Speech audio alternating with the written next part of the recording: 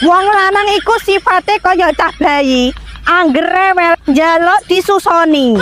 Nek wong wedok sifate kaya HP, angger rewel njaluk dicas. Wong wedok senengane barang atos. Contone linggis, pentungan lan liya-liyane. Nek wong lanang senengane barang sing empuk-empuk. Contone donat sing bolong tengahe, roti sing gulane pliket. Hayo muring-muring. Wis pokoknya makasih yo Mas. Makasih kenapa tadi? Gue mau wis rela nganterin aku sampai rumah. Alah biasa weh tadi koyo ngambil sopo ae. Kayak panas-panas kayak ngono. Kok terima panas tadi? Udan bledek lho tak lakoni kanggo awakmu. Aku baru pertama kali ini loh diantar cowok kayak rela sampai kepanasan kayak tadi. Masa tadi? Baru aku tadi. Iya Mas, soalnya kan biasanya kan pada ngantarin pakai mobil kena kepanasan. Rungokno tak kandhani yo. Kenapa ning Jepang akeh film porno? Soale ning Jepang rata-rata wonge megah duwe anak. Kenapa ning Korea akeh film romantis? Soale ning Korea akeh wong pegatan. Kenapa ning Indonesia akeh film adab? Soale rata-rata wonge ngaku bertuhan tapi tidak takut dengan Tuhan. Bener apa ora?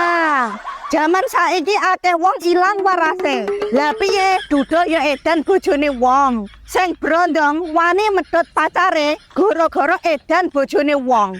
Ana meneh wong wedok pas prawan ditutupi berukut. Barang wis duwe anak bojo malah diler sanggon-gon.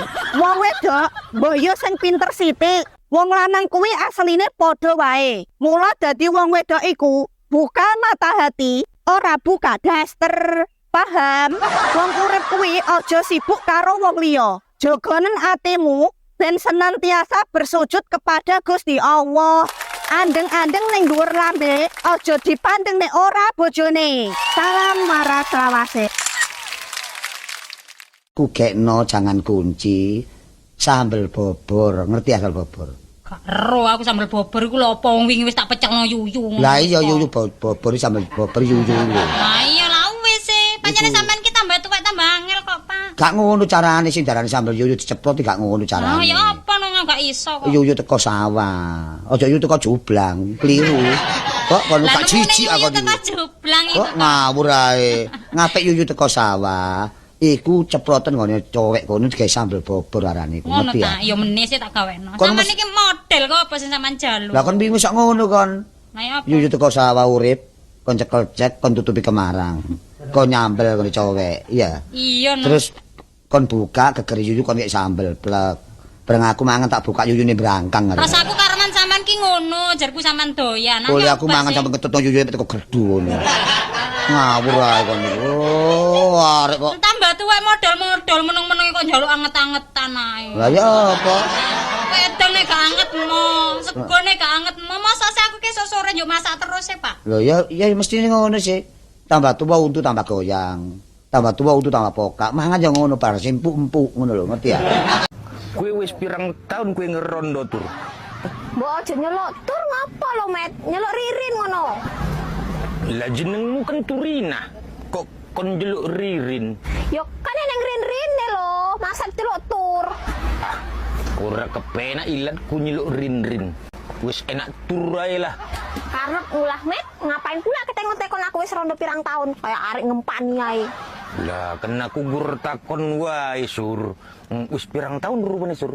Wis 12 tahun, apa rupane? Beh, 12 tahun. Wis kesuwen tenan iku tur. Nak sekolah SD wis rong kali tamat rondomu iku tur. Apa arek kawin meneh iku tur? Wegah, Met, enak rondo daripada ngurusi lanangan kayak kue iki. Tapi kan sayang sing gembletak iku tur. 12 tahun gur digawe rono rini tok. Nek ditinggal ya dikerubungi semut lah, Met, kok eneng ae kowe. Kowe iki janjane iki iso ngaji apa ora ta yo? Aku pengen dik. Lho, nyek. Ora ngenek aku iki kur takon iso apa ora. Yo jelas gak iso aku. Tenan, gak iso tenan. Gak iso tenan aku. Yo iki jujur-jujuran yo. Tapi tolong nek aku jujur kalian jek gelem kan konconan karo aku. Wah, tapi aku jane golek kanca sing pinter ngaji ya. Nah, sekolahmu ki lulusan apa? Aslinya aku SDR lulus, Mas. Wah, tapi iki ngaji ra iso, sekolah ra lulus iki dadi apa kowe? Tapi aku biar pinter ngumpulno duit. Ya pinter nglumpuke duwite mbokmu ta. Tenan. Terus wayahe bocah-bocah metu kok kelas 6 pada mlebu SMP. Aku gak mlebu SMP semua aku.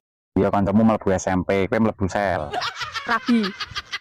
Oh, alah rabi. Cilik wis rabi, gedene meh dadi apa? Ya aku rabi cilik mbiyen. Lah iya, apa wis iso gawe anak kok rabi. Lah rabi karo sapa? Dirabi wong ya, tapi yo dipegat Mas, wancane yo wis rupane elek anake wong ra duwe. Yo ra pinter sisan uteke ngono lho. Wis ora usah mbok jelaske panjang-panjang iki aku wis ngerti kabeh.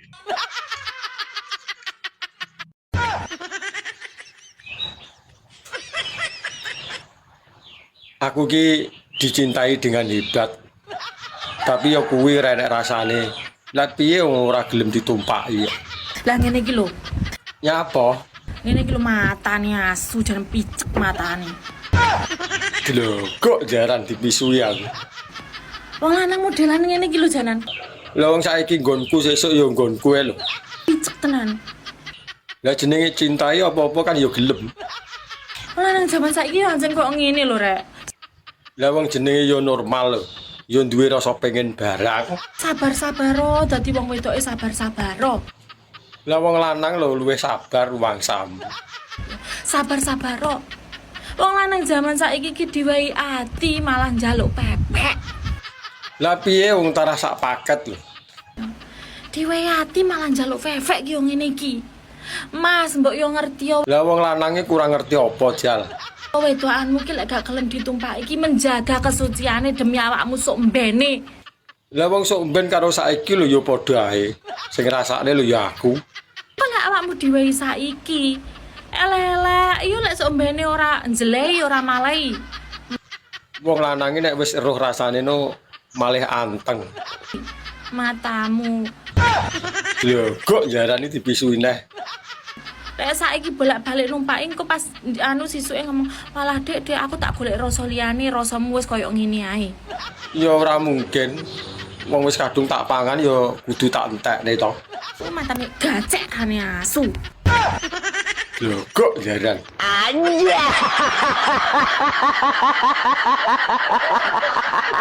Kowe TikTokan ning TikTokmu enek aku mau hapus kan? Jamput konangan. Yo nyapa? Kowe setiap enek fotoku mau hapus kan? Lah wek-wekku dhewe tak hapus ya mbok ben. Lah iki nyapa geger. Kowe nyapa rawani ngunggahne ning TikTokmu nek fotoku? Dek iki lho wis tak unggahne. Tapi lah munggah keduren, tak delok ketoke menggeh-menggeh yo tak hapus. Raimu ngunggahne apa nih? Lah karepmu ngunggahne apa to? Unggah amben apa piye?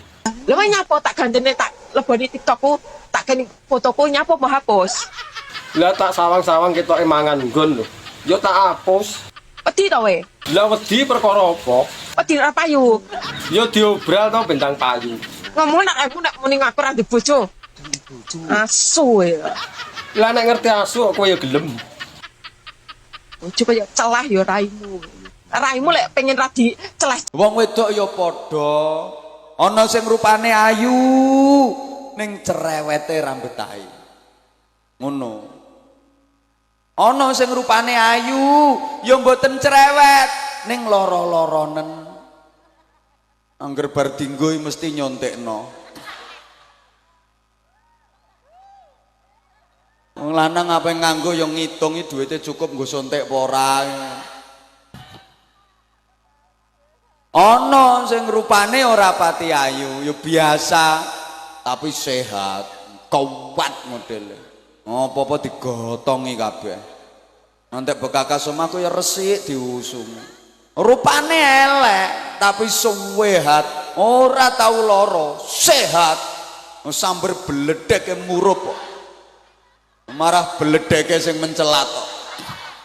Piye Yun? Arep gugah macan turu kowe? Hancuk, lah wong modelanmu kaya wedhus ora topen kok iso muni lek kowe iki macan turu. Hancuk, malah misui wong gerangan, ora ngertian kayak gebrek nesu. Aku nek ra dijalari adimu, aku ya ora rene mbrek-gembrek. Sopo? Suyat. Sopo neh? Nek kok ora arep dige dolanan, aku ora oleh nek kur nggih jaranane tak incel-incel dase, tapi nek nggih tenanan ora apa-apa. Heh, rasa asal nuduh ya. Melihat lebih baik daripada mendengar. Ya wes, ayo digoleki ben matane padha-padha nyawang. Ya ya, nek rasa mata-matane kowe. Nggih pun, monggo kersane paningalene jenengan ketawis. Ya, cepet malah ngicip. Ya saya.